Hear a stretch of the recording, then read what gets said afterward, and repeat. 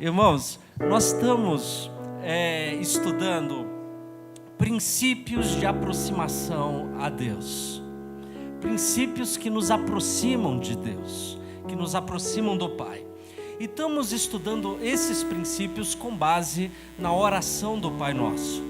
Eu não sei se você lembra, mas nós já vimos 3 dos, pelo menos 5 princípios de aproximação.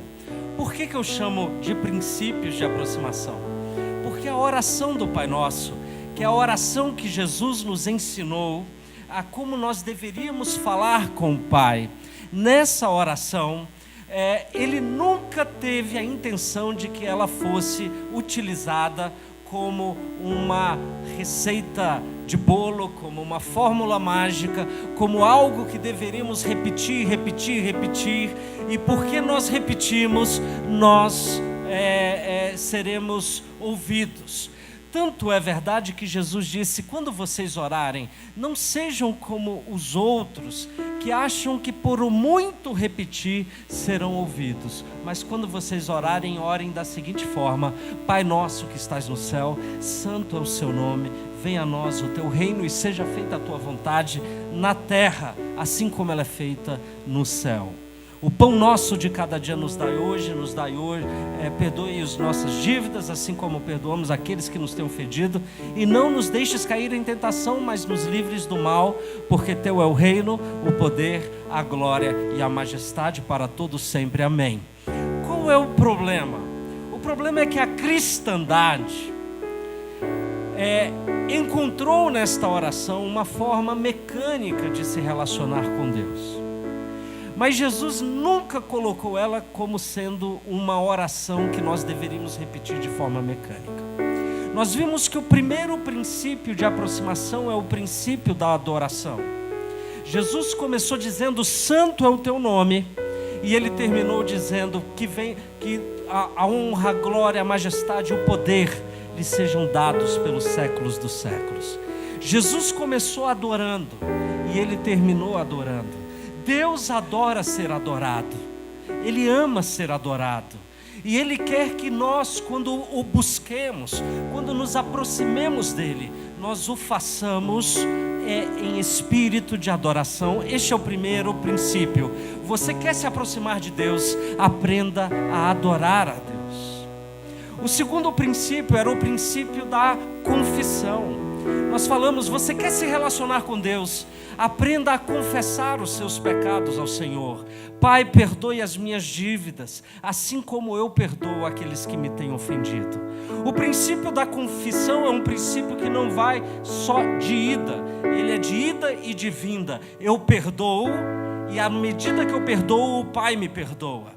Sem perdão não há, sem confissão não há perdão, e sem perdão não tem como estar diante do Pai. Então Jesus nos ensinou: me adore, se aproximem de mim em espírito de confissão, de perdão. Libere perdão para a vida das pessoas. Sem liberação de perdão não há transformação. O terceiro princípio que nós vimos no domingo passado foi o princípio da rendição. Que seja feita a tua vontade e não a minha. Pai, se possível, afasta de mim este cálice, mas que não seja feita a minha vontade, mas a tua vontade. Que venha o teu reino sobre a minha vida, e que a tua vontade seja feita aqui na terra, da mesma forma como ela é feita no céu. O princípio da rendição é o princípio da entrega. E hoje nós vamos ver o quarto princípio de aproximação a Deus, que é o princípio da santificação. Sem santificação, ninguém vai ver a Deus. Sem santificação, não tem como nós nos aproximarmos da forma como Deus deseja se relacionar conosco. E então, nós vamos meditar sobre o texto de Mateus 6, versículo 13, e que está projetado, acredito eu que está projetado para vocês. Então nós podemos todos juntos ler Mateus 6, versículo 13. É um pedido, é uma súplica que Jesus está nos ensinando a fazer, e ele diz assim, vamos lá no 3, 1, 2, 3.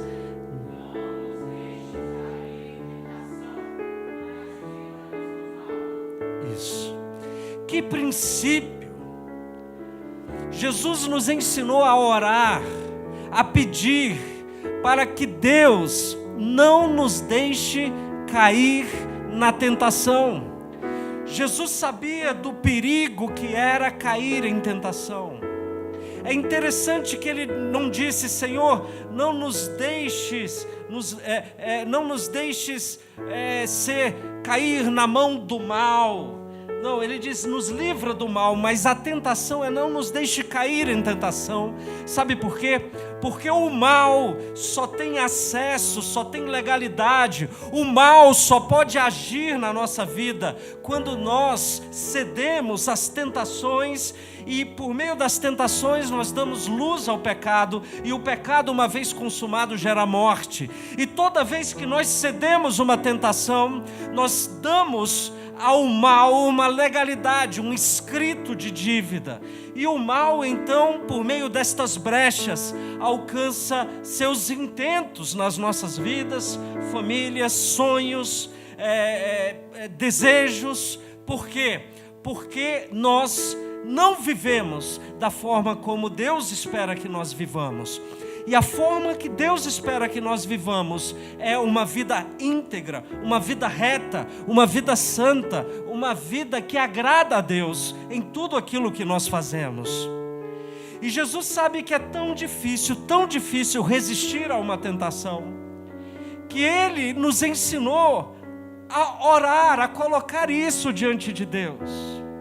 Pai, não me deixa cair naquela tentação. Assim como a confissão, nós precisamos dar nome ao pecado que nós confessamos. A tentação, nós temos que dar nome àquela situação que nos faz sermos tentados. Então, nós devemos orar e nos aproximar com Deus, porque esta é a única forma, eu repito, do mal poder. Às vezes eu vejo alguns cristãos que têm receio, que têm algum tipo de preocupação com as forças do mal, que falam assim, eu não sei se você já ouviu alguém dizer assim, eu não vou me envolver na obra, porque se eu me envolver na obra do Senhor, vai vir uma retaliação na minha vida. Você já ouviu? Já? Sim? Já, né? Então, eu quero te dizer que o mal só toca na vida daquele que não anda em santidade diante de Deus. O mal não tem autoridade nem poder contra a igreja de Jesus. Mas pastor, eu sou pecador. Sim, você é pecador, mas Jesus nos ensinou que nós temos um advogado perante ao Pai, e que quando nós confessamos e nós deixamos aquilo que nos prende, nós alcançamos misericórdia. Há uma diferença entre você pecar e você viver no pecado. Há uma diferença entre você cair em uma tentação e você viver debaixo de tentação e viver debaixo do pecado. Há uma diferença. Pai, nos livra da tentação. Antes de escrever a frase que eu escrevi nessa tela, eu pensei muito. Eu falei, será que é isso? Mas eu acredito, e esse é o meu ponto de vista, de que da onde nasce a tentação? Ela nasce do nosso desejo de querer ser feliz. Pastor, então ser feliz é errado? Não, de forma nenhuma. Deus te criou para ser feliz. Mas a felicidade como sendo um sentimento subjetivo, um estado emocional, um estado de contentamento, de alegria, faz as pessoas acreditarem que se elas, por exemplo, comerem mais e mais e mais, elas serão felizes. Ou se você beber mais e mais e mais, E quanto mais você bebe, mais você perde o controle da sua vida, mais você vai ser feliz. E a nossa natureza humana nos faz acreditar que se você é usuário de droga, você então, na medida que você toma mais uma dose, e você fala, mas eu preciso dessa dose, para eu me sentir bem. E se você não é capaz de se sentir bem, sem precisar comer mais, sem precisar beber mais, sem precisar se drogar mais, sem precisar se prostituir mais, sem precisar de uma dose mais. E toda vez que nós desejamos essas coisas, você veja que não há mal nenhum na comida, na bebida, no sexo feito debaixo da bênção de Deus. Mas quando as pessoas buscam estas coisas achando que com uma dose adicional aí serão felizes, por quê? Disse Tiago, irmão de Jesus, porque Deus não ouve e não responde às vossas orações?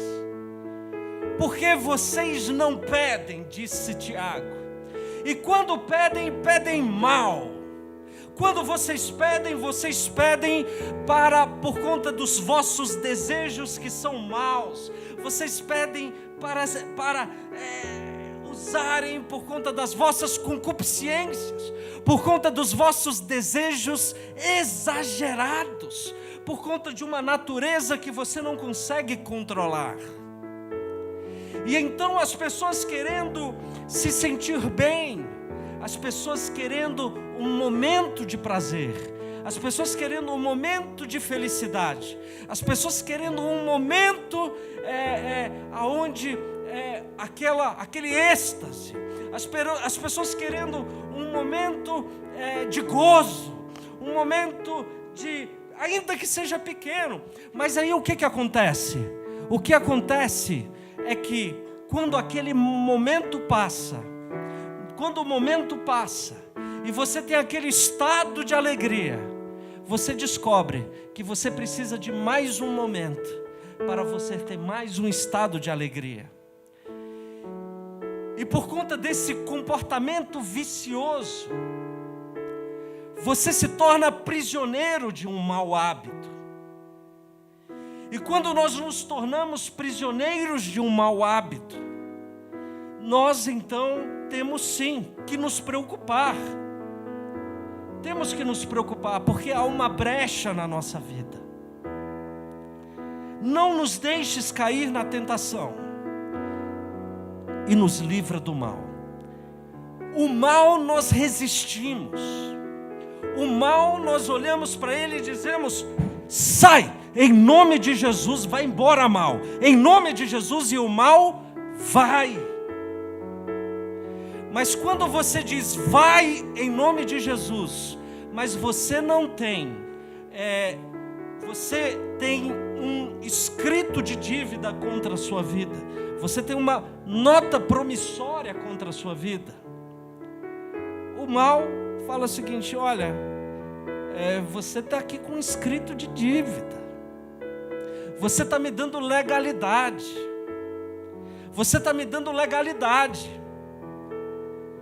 Veja em Tiago 1, versículo 13 ao 15, diz assim, acompanhem comigo a leitura: quando vocês forem tentados, não digam, esta tentação vem de Deus. Eu coloquei 3 pontinhos, mas depois você lê em casa, porque Deus não pode tentar ninguém e Ele não é tentado pelo mal a fazer mal a ninguém. Antes, vamos lá, a tentação vem de nossos próprios desejos, que nos seduzem, que nos arrastam. Esses desejos dão a luz ao pecado. E quando o pecado se desenvolve plenamente, ele gera a morte. O pecado consumado gera a morte. O processo da tentação, ele acontece na vida de todos nós. Se bobear, semanalmente, diariamente, nós somos tentados, de diferentes formas, cada qual com a sua dificuldade. Eu tive um professor, há 20 anos atrás, quando eu ainda era estudante de teologia, que ele dizia o seguinte, que existem 3 grandes pratos. Existe o prato, e ele chamava de prato porque começava com a letra P. Ele dizia, tem o prato do prazer. E quando eu falo em prato do prazer, não estou falando só do prazer da carne, do prazer sexual, do prazer entre homem e mulher, mas o prazer às vezes relacionado à glutonaria, à bebedeira, ao prazer incontrolável. Há pessoas que só conseguem ser felizes. Você conhece alguém assim? Eu conheço um monte de gente que não consegue dar um sorriso se não tiver bêbado. Você conhece alguém assim? É impressionante. A pessoa vive numa depressão profunda, mas só consegue dar um sorriso quando está bêbado. Então, isso é bebedeira. É um hábito destrutivo. É um hábito destrutivo. Então vem a tentação. A tentação tem origem, segundo o nosso Tiago, então acompanhe comigo na projeção, tem origem nos nossos desejos. E esses desejos podem ser induzidos pelo tentador. A Bíblia não chama Deus de tentador, a Bíblia chama o diabo do tentador. A Bíblia diz que, por exemplo, o tentador foi tentar Jesus quando ele estava no deserto se consagrando. O tentador. Então, nem toda tentação tem o dedo do tentador. Mas o tentador usa dos nossos desejos e das situações para criar ambientes de tentação. Então, nem toda tentação tem o dedo dele, mas ele usa dos ambientes para nos tentar também. E qual o objetivo da tentação? O objetivo da tentação é nos fazer errar. O que é pecado, pastor? Pecado é quando você é aquilo que Deus não sonhou que você fosse. É quando você faz aquilo que Deus não espera que você faça. E o pecado, a tentação tem esse objetivo de nos fazer errar. E quando nós erramos, dá à luz a morte. E a morte, no seu sentido etimológico, significa separação. Toda vez que o pecado ele é vivo dentro de nós, ele nos separa de Deus. Ele cria uma distância entre nós e o nosso Deus. Essa é a chamada morte espiritual. Há muitas pessoas espiritualmente mortas. E quando eu estava refletindo, eu lembrei de um filme. Quantos aqui assistiram aquele filme, O Advogado do Diabo? Muito bem. Se você não viu, eu te aconselho a ver. Mas eu vou projetar uma cena para você, aonde neste filme, estou tentando lembrar o nome do artista, não, eu quero o tentador, o Al Pacino. O Al Pacino, ele é o próprio tentador encarnado.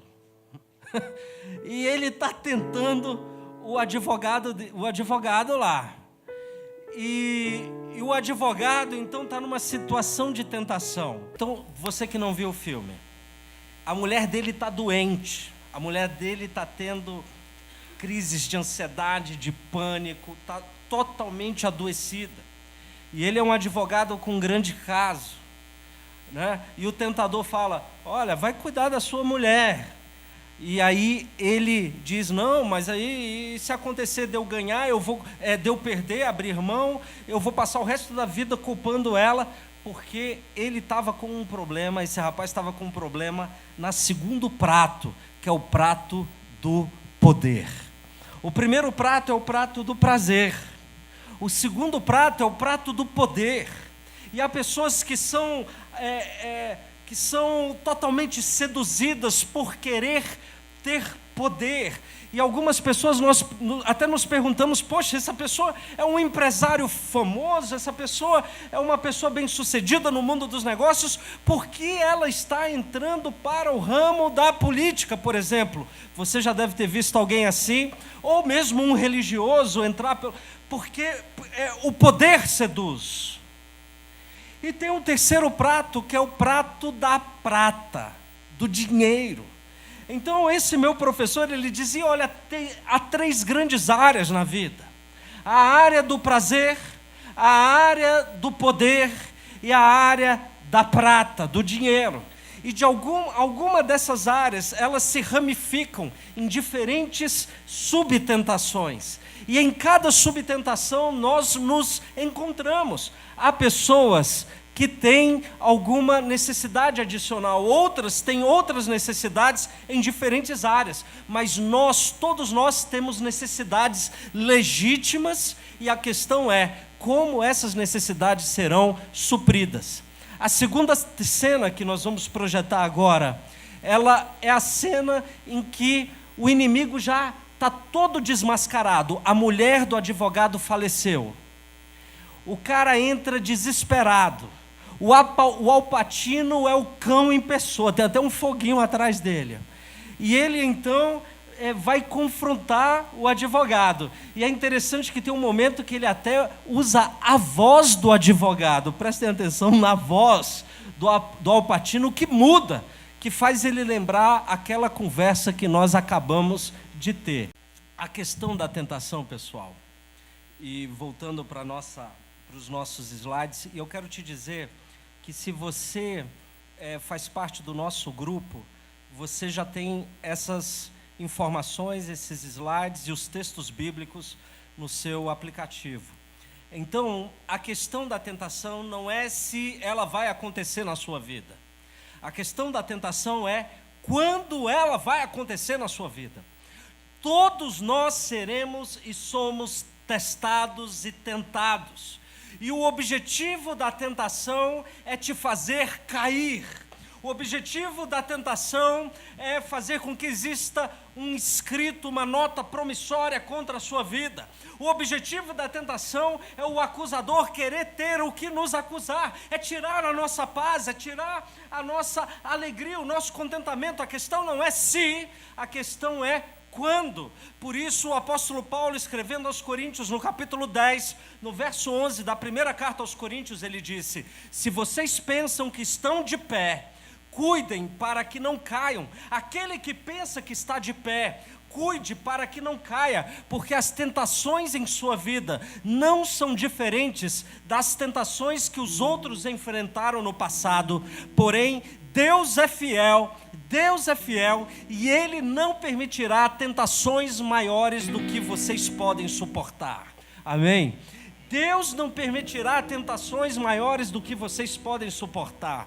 Quando vocês forem tentados, Ele vai mostrar uma saída, Ele vai acusar a sua mente, o Espírito Santo de Deus vai falar com você, o Espírito Santo de Deus vai trabalhar na sua vida. Jesus sabe do perigo que é cair em tentação, Jesus sabe do mal que é andar no pecado, Jesus sabia, e por isso Ele disse: quando vocês forem orar, orem da seguinte forma: Pai, não me deixe cair em tentação. Senhor, quando você acordar, você vai orar ao Senhor e vai dizer: Pai, não me deixes cair em tentação. Qual é o problema da sua vida? Qual é o prato que te faz estar mais tendencioso a errar? É o poder. Você é tentado no poder, você é tentado no prazer, você é tentado nas questões do dinheiro. Há pessoas que nós nos perguntamos: por que estas pessoas continuam sendo corruptos e sendo corrompidos?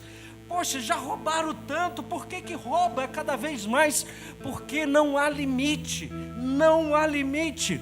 O pecado nunca entrega o que promete, o pecado nunca entrega. O pecado diz assim: eu vou te dar alegria, eu vou te dar prazer, você vai ter uma noite incrível, e você tem uma noite de prazer maravilhosa, mas no outro dia você acorda e você tem o mesmo vazio, o mesmo buraco, a mesma sensação de que não está suprido, porque o pecado é um mentiroso, o tentador é um mentiroso, ele nunca entrega o que promete. Esse é o ponto. Mas nós sempre pensamos: só mais uma dose, eu só preciso de mais uma dose, eu só preciso de mais um momento de prazer, eu só preciso de mais um pouco de dinheiro, aí eu vou ser feliz. Se eu tiver um pouco mais de dinheiro, eu vou ser feliz.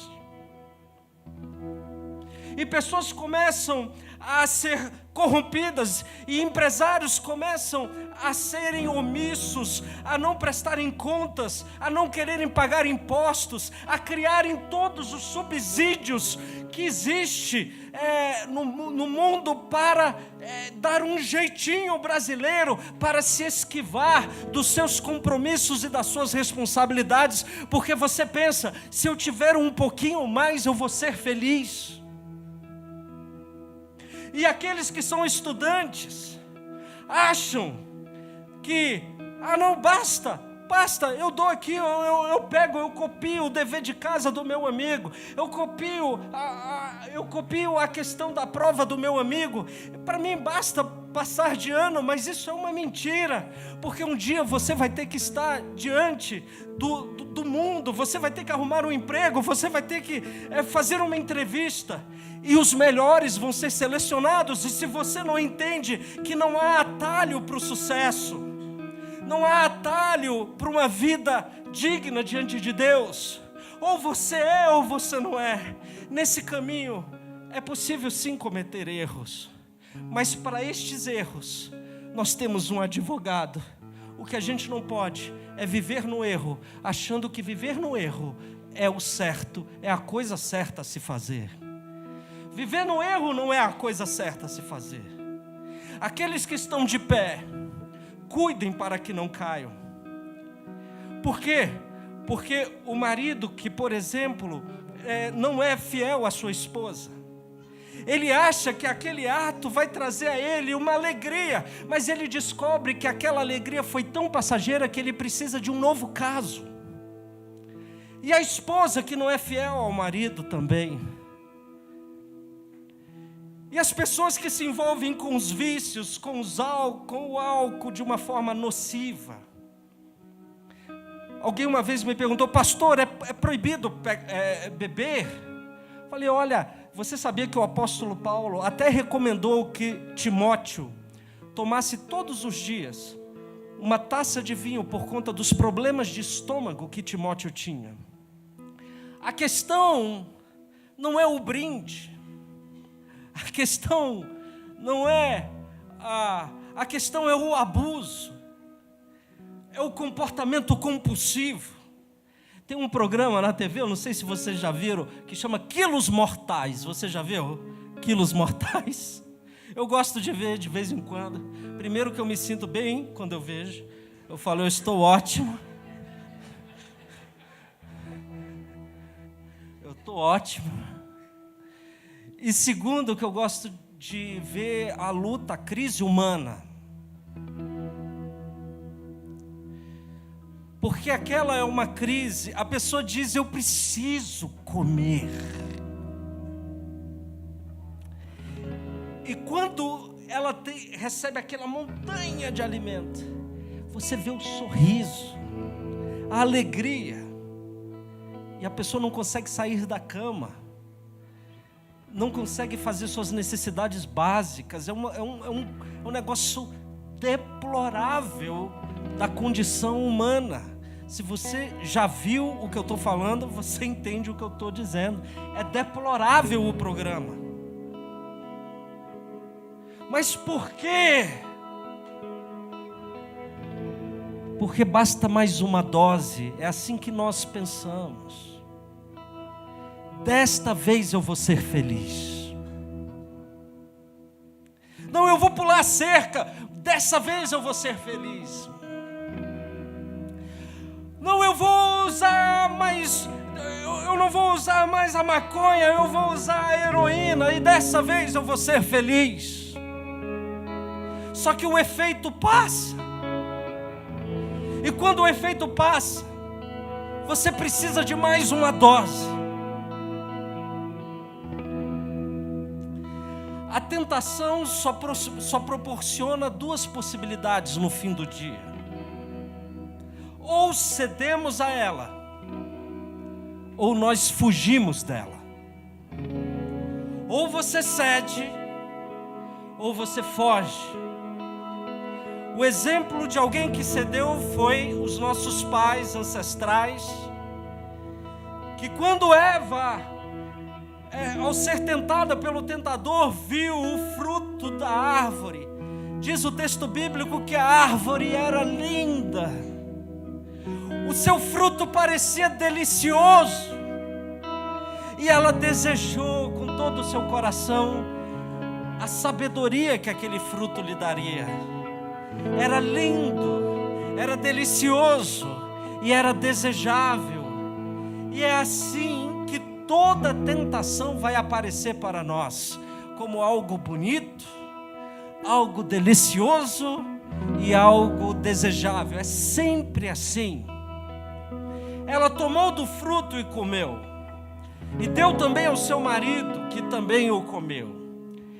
Então aqui nós temos o exemplo de alguém que ao ser tentado cedeu. Mas a Bíblia fala de muitos heróis, e um desses grandes heróis foi José do Egito. E José do Egito diz que ele, quando ainda era uma criança de 17 anos, ele foi vendido pelos seus irmãos a uma comitiva de midianitas que posteriormente o venderam para o Egito. E chegando no Egito, ele foi vendido para um homem que se chamava Potifar. E José, na casa de Potifar, ele começou a trabalhar como um servente, como um administrador da casa. E Deus ia abençoando a vida de José. E diz que José era um homem de bela aparência. Se vocês estão lendo o texto de Gênesis 39, diz que José era um rapaz muito bonito, versículo 6, de bela aparência. E diz que a esposa de Potifar começou a olhar para José com desejo. E quando ela começou a olhar para José com desejo, ela disse para José: José, venha e deita-te comigo. Ordenou ela, porque ela era quem mandava naquela casa. Deita-te comigo é uma ordem. E a mulher continuava a assediar José. O texto bíblico diz: diariamente ela ouvia: deita-te comigo, deita-te comigo, deita-te comigo. Todos os dias vem, é uma ordem, eu te mando, eu sou a mulher do teu patrão, aqui em casa manda eu, deita-te comigo. E diz que um dia ela se aproximou, agarrou José à força, e ela exigiu: venha e deita-te comigo. Diz o texto que José se desvencilhou e fugiu. E o manto ficou na mão da mulher. Não há outra forma. Ou você cede, ou você foge. Não, pastor, eu sou forte. Não é forte. Você não é forte.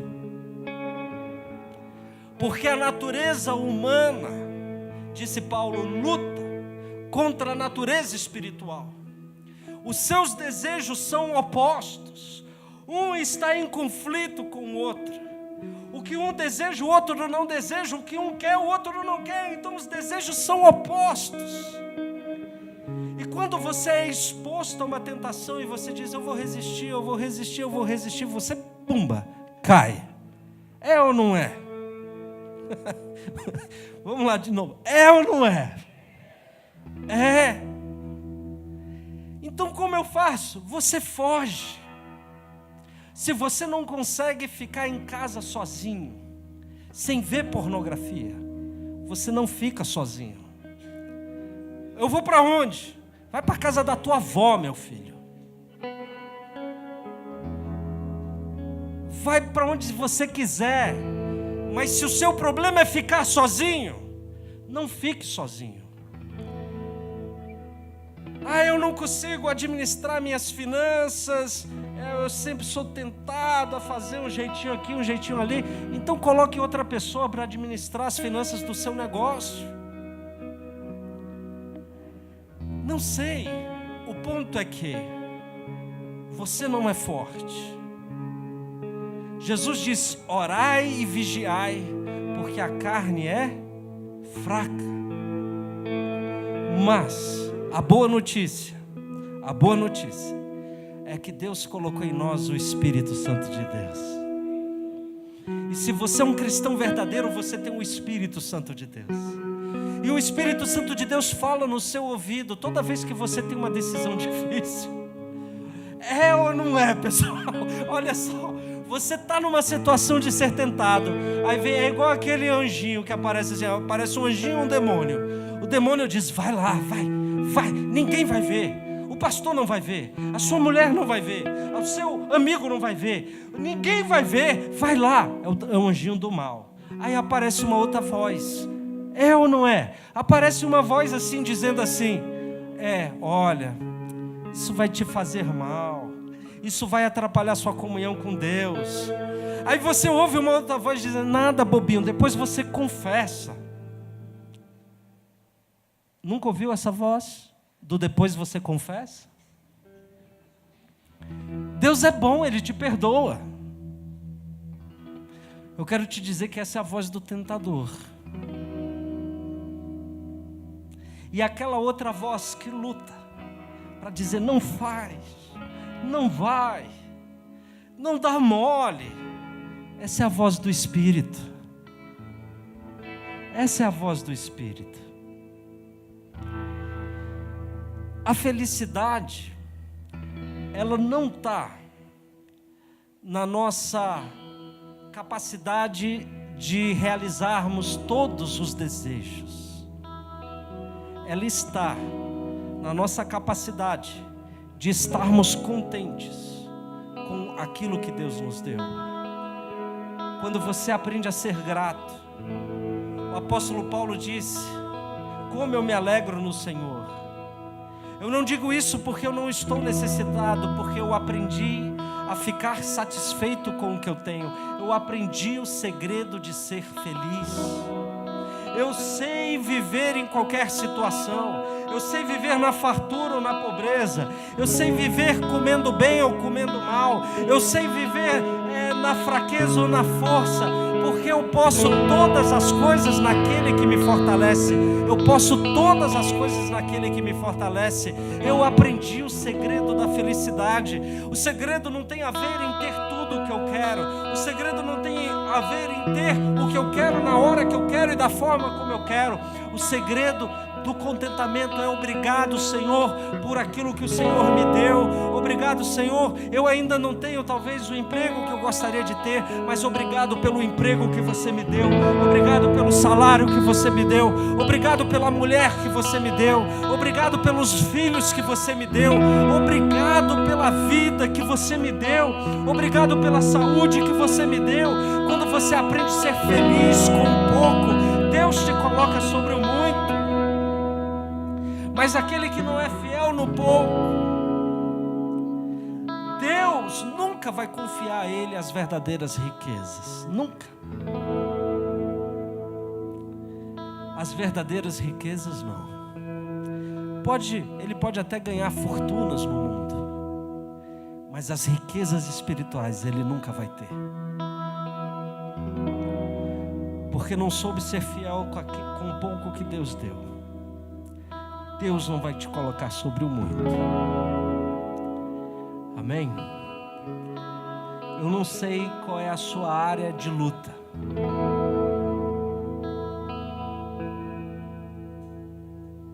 Eu não sei qual é a sua área de luta. Mas eu gostaria de orar com você. Eu gostaria que você fizesse desse momento um tempo de confissão, um tempo de colocar a sua vida diante de Deus, de pedir as misericórdias de Deus sobre a sua vida. Eu gostaria de orar com você, orar por você. Eu gostaria que você, aonde você está, que você de alguma forma manifeste o desejo desta oração, que você ou fique em pé, ou venha aqui, ou se ajoelhe aonde você está, mas que você dê um sinal de Deus, de que você tem algo, que você está em luta, e você precisa da graça e do poder e da misericórdia de Deus. Então vamos orar agora em nome do Senhor Jesus. Faça isso em nome de Jesus. Vamos orar em nome de Jesus. Feche os seus olhos, começa a falar com o Pai, começa a pedir as misericórdias de Deus, começa a pedir a graça de Deus sobre a sua vida. Começa a pedir: Senhor, em nome de Jesus, venha sobre a minha vida. Senhor Jesus, vem nos perdoar, vem nos agraciar com a Tua misericórdia. Nós falamos agora ao tentador que assedia alguns, que em nome de Jesus Cristo, vá embora. Em nome de Jesus nós resistimos a você. Nós resistimos a toda tentação maligna. Nós oramos para que em nome do Senhor Jesus, a Tua graça venha sobre nós. E se há alguém que nesta noite se sente pesado, com o coração pesado por algum ato, por alguma falha de caráter ou de comportamento, em nome de Jesus, que esta pessoa agora comece, ao confessar ao Senhor, comece a sentir o seu alívio. Deus, vai trazendo alívio, Senhor, para o Teu povo, vai trazendo graça, vai trazendo perdão, vai trazendo misericórdia, vai trazendo unção, vai trazendo reconciliação. Deus, em nome do Senhor Jesus, eu oro para que o Teu poder se manifeste, trazendo luz, trazendo vida, trazendo liberdade em nome de Jesus, trazendo liberdade em nome de Jesus. Pai, em nome do Senhor Jesus, Deus, nós oramos para que o Senhor tenha misericórdia da nossa vida, em nome de Jesus.